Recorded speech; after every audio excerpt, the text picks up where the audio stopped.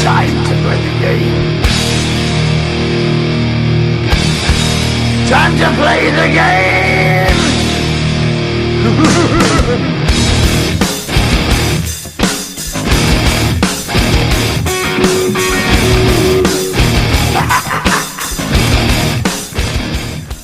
Welcome back, boys and girls, ladies and gentlemen, to CNJ Sports Talk. Okay, so the World Series has been set up. It's going to be the Dodgers versus the Tampa Bay Rays. So, as the Atlanta Braves choked twice in their last series, blowing a 2-0 series lead and then a 3-1 series lead, we're going to go straight in to the top 5 MLB chokes. So coming in at number 5, we have the Texas Rangers, who choked to the Toronto Blue Jays. Oh yeah, they were leading 2-0. I would say, can I say one if it doesn't make it onto the list? Yeah, you could do an honorable mention at the end if it's not on. Number 4, the Braves versus LA Dodgers. Like we mentioned before, 2-0 lead blown and a 3-1 lead blown. Coming in at number 3, Alex Gonzalez, Chicago Cubs, 2003, choked in the playoffs. Oh, against Miami. Florida at the time. Coming in at second, Grady Little, the manager of the Red Sox, choking a coaching error in the 2003 ALCS. And coming in at number 1, the Yankees 2004 team blew a lead in the ALCS as well. And time for honorable mentions. 1985, Kansas City. Toronto choked to Kansas City. In 1985, the Jays were leading 3-1, I think. Yeah, and they could have went to the World Series. All those chokes that were mentioned before were after 1990s. Oh, okay, then I don't know. Like you could say honorable mentions like before that. Though. I just knew that one. Okay, then we're gonna move on to staying in the MLB postseason, top 5 postseason home runs after 1990s. So coming in at number 5, we have Jose Bautista's bat flip game versus the Texas Rangers. Yes. Number 4, Jose Altuve's home run in the 2019 ALCS Game 6. He cheated on that one. He had a buzzer. He had a buzzer on him. Coming in at number 3, David Ortiz 2013 ALCS. Big Poppy. Coming in at number 2, Kirby Puckett forced a Game 7 with a home run in 1991 World Series. And coming in at number 1, Joe Carter wins 1993 World Series for the Blue Jays. So, honorable mention? Yes, do you have any? 1992 Roberto Alomar against Oakland. Is that it? Yep. Okay. So sticking with, we're gonna move into the World Series now. But the NLCS MVP was released, and it is Corey Seager. And the ALCS MVP was Randy Arozarena. Oh, a Rosarina, something like that. Yeah, something like that. I hope I pronounced that correctly. So we pronounced that correctly. My fault. Yeah. So, what do you think is gonna be the outcome of the World Series? That is tough. I think it's gonna be the Dodgers this year. No, it's tough because Tampa Bay. Let's think of something. Just imagine Tampa Bay wins the World Series after they just won the Stanley Cup. Yeah, a fun fact: the Tampa Bay and the city of LA both have a chance of their team winning 2 championships this year, as the Lakers won, and the Lightning won. I totally forgot. So, both those teams. I think it's LA that's gonna win though. Mookie Betts looks good on the defensive end. Yeah. Cody Bellinger with that bomb against the Braves yesterday. Yes. That was the game-winning one, right? Yes. It was in the 7th inning. Okay, so now we're gonna move into NHL. We're gonna do the top 5 free agents still on the market. So number 1, left winger, age 30, from the Florida Panthers, Mike Hoffman. I don't know. Number 2, Michael Granlund, center, age 28, previous team Nashville Predators. Number 3, left winger Corey Perry. Mhm. Age 35, previous team Dallas Stars. Oh no. I'll I'm probably s- say he's gonna end up back in Anaheim to end his career. I'm surprised he's still on the market because he's tough. He could score goals.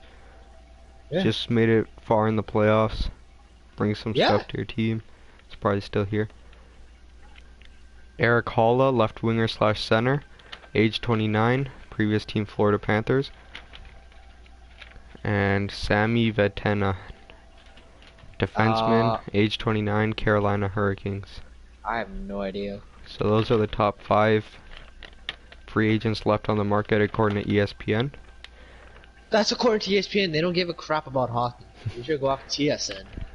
Ha!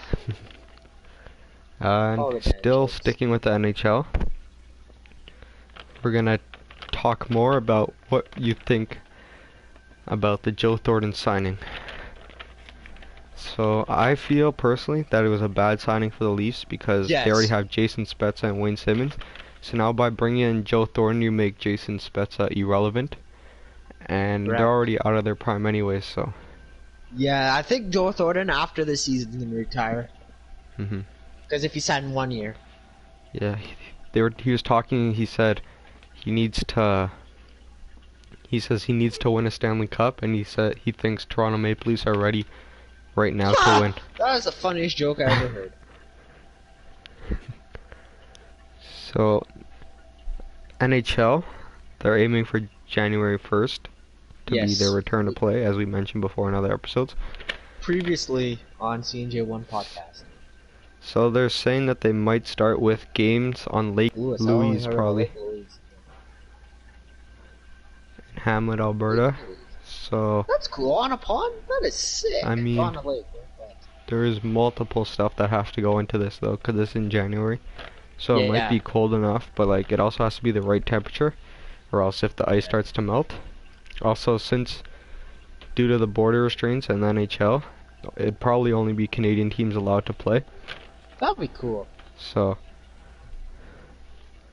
and Mike Doc Emmerich has announced his retirement from broadcasting today. No way. Will no longer be broadcasting in That the I NHL. didn't hear about. Wow. And Only OGs remember him on NHL. yeah. Oh jeez, this guy was on multiple in NHL video games. And if you were in charge of setting up the next season, how would you do it? Personally, I would create the Canadian division and then separate the states into 3 different like divisions. So you got the West Coast, the Central, and the East Coast, so it's less travel. And then you got your yeah. Canadian division. So you have 4 divisions still. Mhm. And you do it the same, or would you switch it up? Same. Okay. Then we're gonna move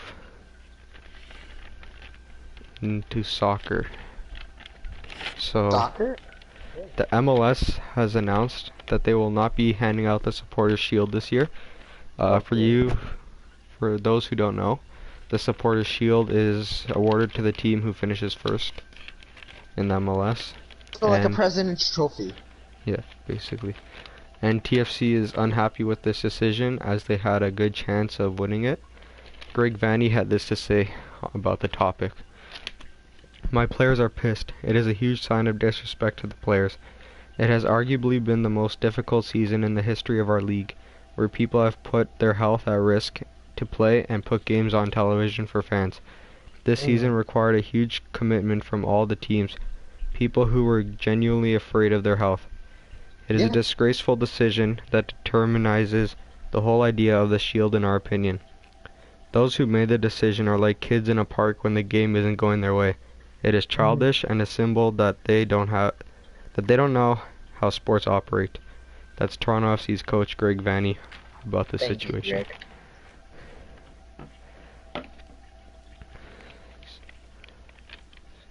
So we're gonna unpopular opinion Unpopular. that I have seen on Instagram. Portugal is one of the best teams in the world right now, as they've been moved up to top 5, and they In say soccer? they say they have Yeah, no. the potential to win the 2022 World Cup in Qatar. Yeah, true. Okay, I could probably say the same thing. They could probably win the World Cup. And Just imagine if there's like just a huge shocker. They lose. Mbappe said, I learned from Cristiano Ronaldo. That's why they compare me to him. I try to copy him. He's my idol from a very young age. His consistency makes him the best in the world. Mbappe's a French player. And another stat came out. Players with the most Ballon d'Or points coming in at, so the top 5, and coming in number 5, Virgil van Dijk, 679 points. Zidane, 715 points. Luka Modric, 837 points. Leo Messi, 2,961 points. And Cristiano Ronaldo with 3,601 points. He would have had 6 if the Ballon d'Or wasn't rigged and they gave it to Modric that one year. But now we're gonna go into discuss the top 5. My mom's yelling. Yeah, I think you have to edit it out. The top 5. Yeah, just redo that whole part again because my mom was yelling at me. I didn't hear anything. Okay. Okay, so the Europe top 5 leagues. So the leaders of those leagues. So Serie A, first place is AC Milan, and Juventus is in 5th. La Liga, which is the Spanish league, is first is Real Sociedad with 11 points.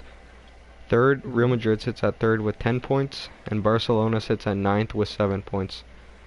Bundesliga, which is the German league, first place is RB Leipzig with 10 points. Bayern and Dortmund both have 9 points. Alright. League 1 is the French league. Yeah. First is Lille, which has the Canadian Jonathan David on it. Renata Sanchez, which is a Portuguese player. They are sitting at number 1 with 17 points. And Paris Saint-Germain is 2nd with 15 points. In the Premier League, which is the English league, Everton is 1st with 13 points. Aston Villa is 2nd with 12 points.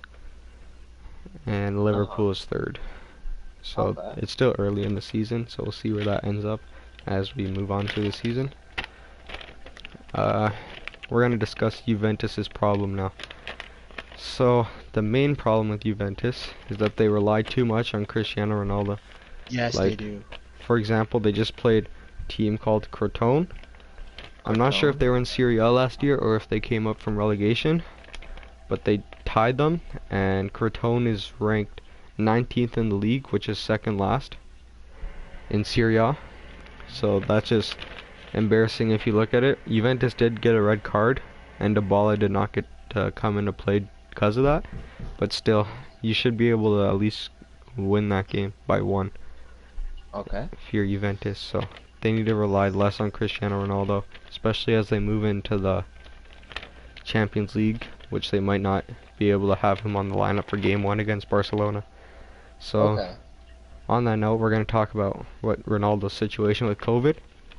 So Ronaldo has 2 days to register a negative test in order to play against Barcelona in Leg 1. Because of UEFA's rules, he needs to a player that wants to play on a UEFA game needs to register a negative test 7 days before a match. So, a week before. Yeah. So we'll see if he could. He's gonna get tested today and tomorrow. They're gonna see if that comes out positive or negative. Next up, we have some NFL.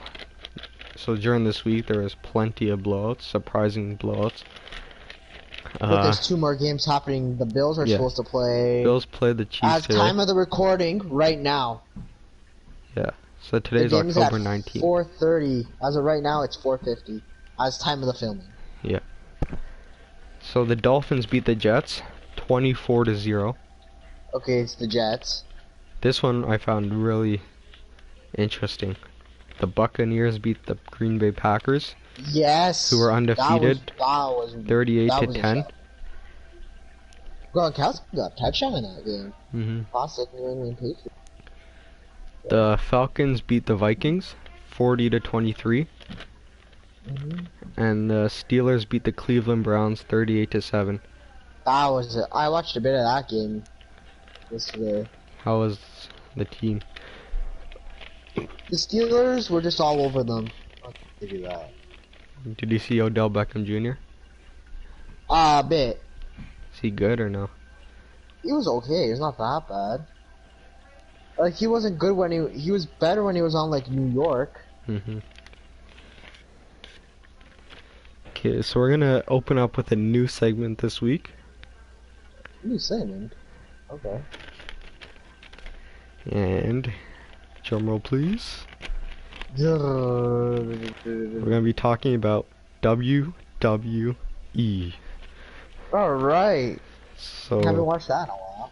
let's start it off by saying WWE is not fake. Only the outcome of the match is fake. But if you're jumping off a steel cage onto the floor, please tell me how that's fake. Like, for all you people that don't believe wrestling's real, please tell me how risking your body off the steel cage onto the floor. McMahon. Yeah, Shane McMahon. Looking at Shane McMahon. How old is Shane McMahon? He just turned 50. So, how long ago was that match? That was 2016. So, 4 he years was ago. about 46. No. And he's yeah, and he's jumping off steel cages. Oh my Oh, Hell in god. a Cell. He jumped Yeah. off Hell in a Cell against the Undertaker for the Or love like- of mankind. Jeff Hardy putting Okay, people Jeff through Hardy ladders. is like crazy. Yeah, like the Hardy Bros, they come back and they're putting people through ladders, through tables. Please tell me, if you guys don't believe this is real, please someone comment this, and we'll bring you on for the next episode. Yeah. Gupta, you wanna come on, Gupta? So, coming up is Hell in a Cell. Yes. So, Hell in a Cell, we're gonna discuss what that is. So, Hell in a Cell is a Live pay-per-view, which is gonna happen Live Sunday, October 25th. That's starting at 7. At the Thunderdome. Yeah, the in WWE Orlando, Thunderdome. Florida. It's exclusively have- on your WWE network. Only $9.99 a month. So, over the course of the past 2 decades, Hell in a Cell has been represented one of the most brutal match types in WWE. On Sunday, Who's October 10 25th, the annual Hell in a Cell pay-per-view takes place, and it's sure to bring some of the trademark violence to the demonic structure. Traditionally, Yes. 2 to 3 matches take place in the cell at the yearly event, with 2016 and 2009 as the only 2 editions of Hell in a Cell that saw 3 matches take place in the cell. In 2012, only a single match, Ryback vs. CM Punk, took place in the cell. The ending was bad to that match. Very little has made official for the card, so you're gonna see a bunch of surprise matches. But current Tonight storylines, and Friday. and recent months of television do allow us to make some educated guesses about what will go down inside the Thunderdome at Orlando's Amway Center. The pay-per-view is expected to begin at 7 p.m. Eastern Time, following a kickoff show at 6 p.m. The event will be available streaming exclusively on the WWE Network. And So- Amazon Prime. I don't know, because I found everything on Amazon. Man. So we're going to be talking about the 2020 WWE Hell in a Cell card of the matches that they know so far. So the Universal Championship is up for grabs, with Roman Reigns versus his cousin Jey Uso Again. in a Hell in a Cell I Quit match. Reigns offered Uso another shot at the belt after being embarrassed at Clash of Champions, when Uso refused to acknowledge him as the tribal chief. A match Reigns won when Jay's brother Jimmy threw in a towel. Reigns did warn, however, that the match would come with higher stakes than any match has ever had in WWE history. Uso wasted little time accepting the match, even without knowing what those stakes actually would be. The following week, Reigns revealed that the match would not only take place in the cell, but would be an I Quit match with serious consequences for the loser. The WWE. An I Quit match is basically the person does not leave WWE. It's just like they just gave up. That's an I Yeah. Quit match. Basically a For the tap out. fans who don't know. No, not tap out. Yeah, it's but like, it's like- the referee's gonna come with the mic. He's gonna say, "What do you say?" And Yeah. and then they'll say, and then he'll They say, "I he'll quit." say, Or no. Or he said no. Yeah, so That's it basically end out the same way a tap out would end. Like if you tap out, it's over. Now they yeah. just say I quit. Okay, so the I hope there's no bad ending, not like last year's. the WWE Championship, Drew McIntyre versus Randy Orton, Hell in a Cell. It seemed clear that after a match at SummerSlam and an ambulance match at Clash of Champions, the issue between McIntyre and Orton were still not settled. Orton had already said he would continue coming after McIntyre and the title, but made it official on October 5th edition of Raw, laying down the challenge for a match inside the cell. And the last one on the scorecard, SmackDown's Women's Championship, Bayley versus Sasha Banks. They were friends for a moment of time there. Yes. Now they turned on each other. They after turned a on brutal... each other... Oh, where? It was on SmackDown they did. After a brutal Bayley turn on Banks, this was the only match that truly made sense. The two would face off on October 9th edition of SmackDown, with a short match ending when Bayley used a chair to force an intentional disqualification and hold on to her title. Later that same night, Banks made it clear that former best friends would meet in the cell, with the belt on the line. Yeah. Hey, one thing, just don't use WWE footage, like, for a background, because they copyright people if they use footage. Just don't, okay? Just heads up. Okay, keep going. 2020 WWE Hell in the Cell predictions. So, some matches that were put out by CBS predictions were Dominic Mysterio versus Seth Rollins versus Murphy. Murphy Rollins split seemingly for good on October 5th edition of Raw, with Murphy attacking Rollins for exposing text exchanges with Aaliyah Mysterio, which is Dominic Mysterio's sister.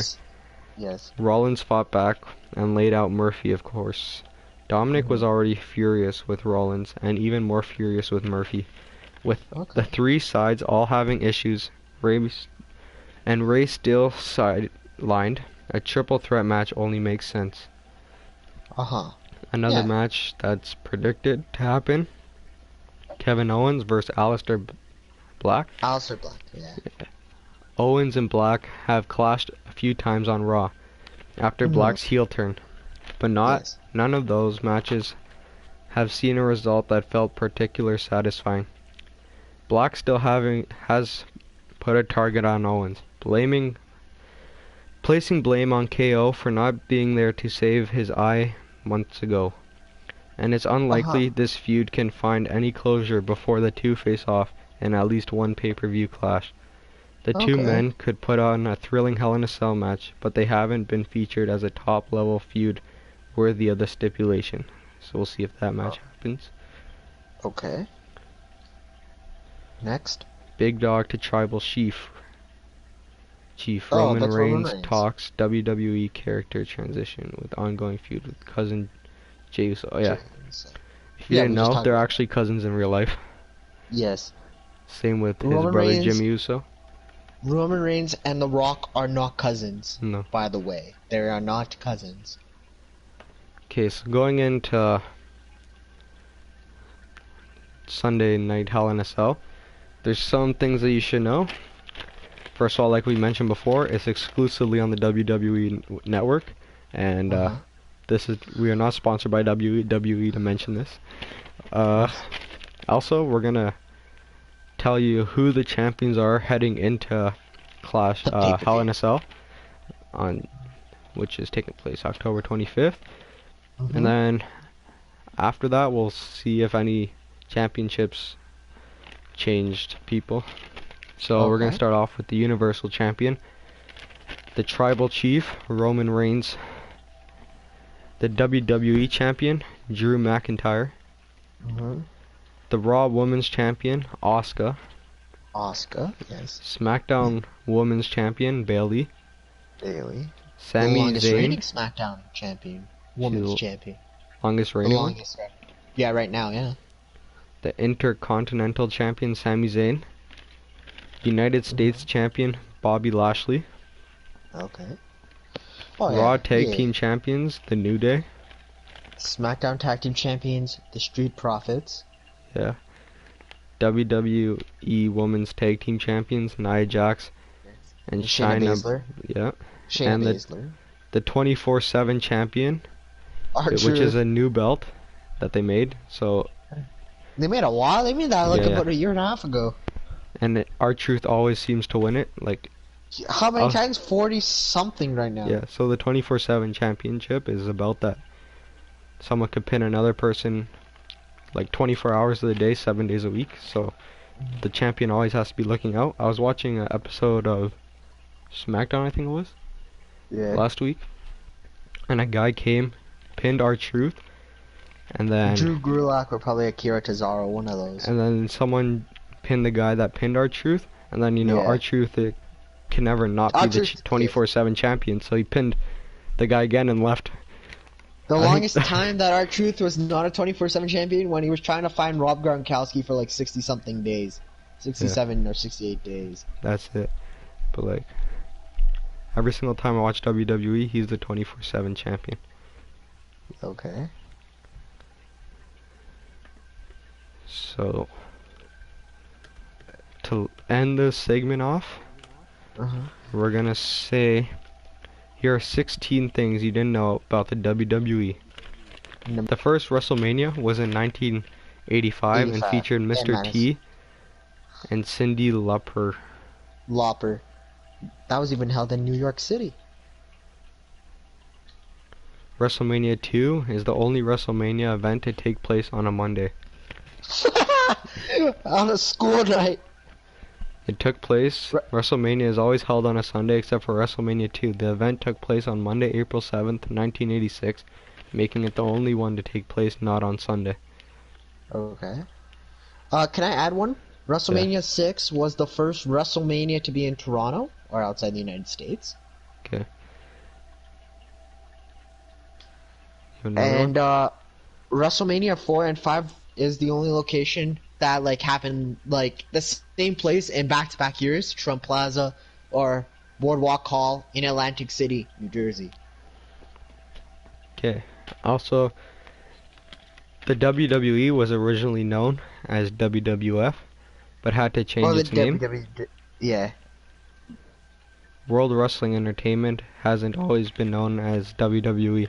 From 1979 to 2002, the wrestling franchise we know as World Wrestling Federation, or WWF for short. The organization changed its name following a lawsuit by the World Wildlife Fund, which also goes by WWF.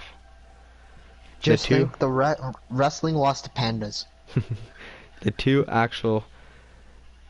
actually first settled in 1994, according to The Guardian, on the terms that the WWE would cut back on the use of the acronym, but in 2002, a UK court found that the original agreement had been breached, and thus the WWE was born out of a necessity. Okay. I actually did not know that. While people are inducted into the WWE Hall of Fame around every WrestleMania, there is no brick and mortar Hall of Fame. Yeah. There's no like actual Yeah. like, Hall of Fame plays. And Donald Trump's in the Hall of Fame. Oh, just as you said that, President Donald Trump is a member of the WWE Hall of Fame. He got Drew inducted in Carey? 2013. I remember that. Drew Carey got inducted after having one match and a run-in with Kane at the Royal Rumble. The WWE Performance Center is located in Orlando, Florida. John Cena has won the WWE World Championship an impressive 16 times. Yep. Also, WWE has its own TV network, as we mentioned before.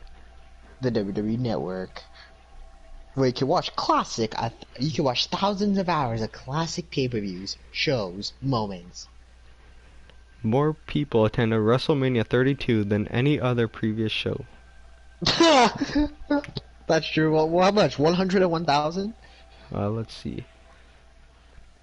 Crowd, 101,763. No, it wasn't. I actually heard that it wasn't 101. They just lied for the number. It was like, I think it was like, it was still the largest No, that's- like crowd in WrestleMania that's, history. It was what's like it called?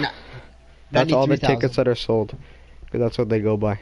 Tickets sold, Yeah. not by people. No, at the game. but like McMahon was saying that he was going through by extra like the workers and vendors Oh, like and everyone. ushers. Yeah, yeah. That's why I said like one, but like it was like around 90 something thousand, but it was still like the largest WrestleMania event by fans ever attended. Record crowd that fans from all 50 states and 35 countries at WrestleMania 32 at AT&T Stadium on April 3rd, 2016 in Arlington, Texas. WWE doesn't allow blood in the ring anymore.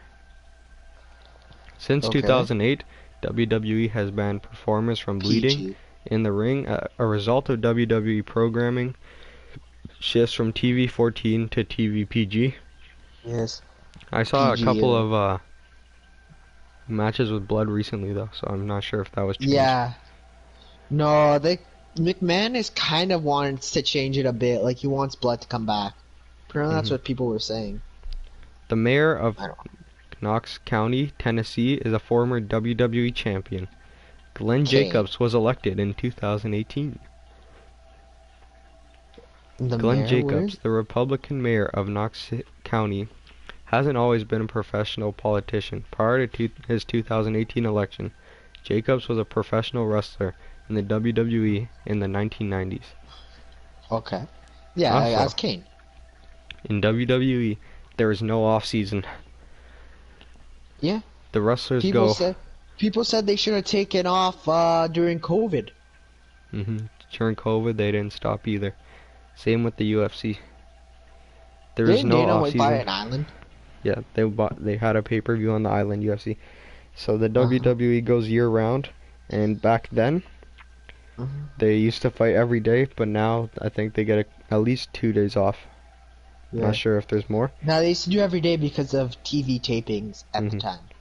But they still wrestle every day, it's just not on TV. Like if you go down to the House shows. Rico Coliseum, or now the Coca-Cola Coliseum, they do like shows, anywhere. but it's not on TV. They still do Madison Square Garden shows, like, but not on TV, like house shows. Yeah, the only ones that are on TV is SmackDown, Raw, NXT and pay-per-views. Yeah. And special events. Yeah. Like Roadblock 2016 in Toronto, and they had some Nashville event. I forgot the name, Smackville or something. I don't remember. Our next fact is The Undertaker has won more than 20 consecutive WrestleMania matches in a row, and I feel like they should have kept him undefeated. I don't think Brock Lesnar should have beat him. No, but honestly, I was listening to some interviews by The Undertaker, and he said, like, oh, you won the streak 10 years ago. He's because he has to sign a paper, like, he has to say yes, that he wants to lose. Like, that's what, like, that they know prior. That's the only thing they know. I think when he lost to Brock Lesnar, he signed, yes, he wanted to lose. I would have. 2019, women's wrestling was the main event at WrestleMania for the first time.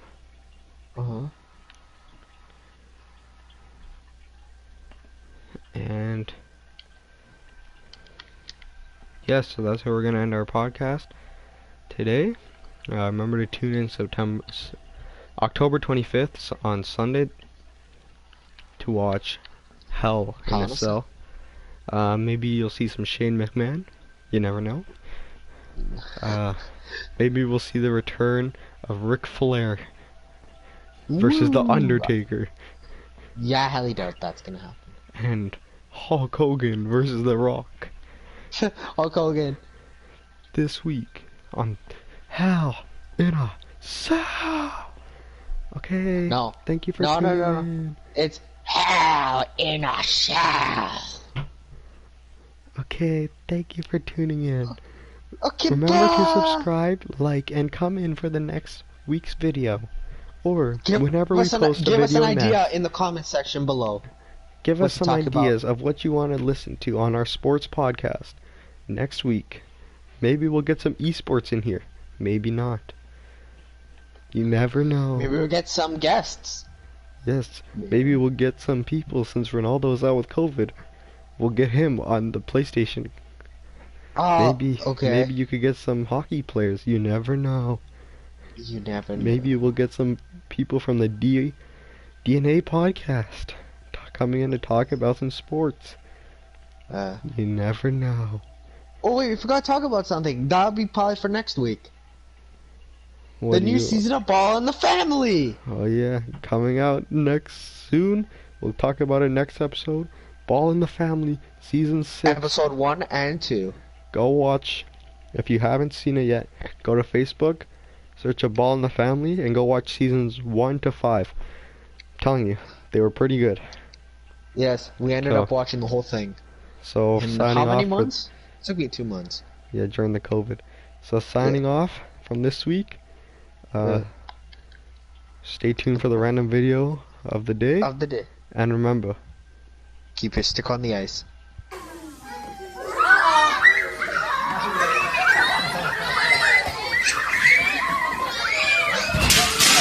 And you're asking yourself, where am I? Yeah. Fly ball deep to right. Springer back. Springer turning on the warning track. Slams into the wall and hangs on. George Springer comes up with another. Russ, did you guys lose this game or did the Jazz win this one? What? Bro, what are you talking about, man?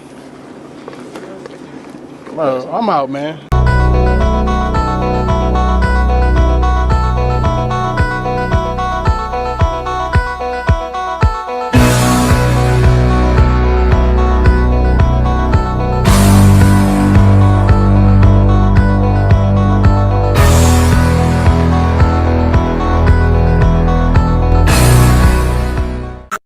go like and subscribe. Yeah.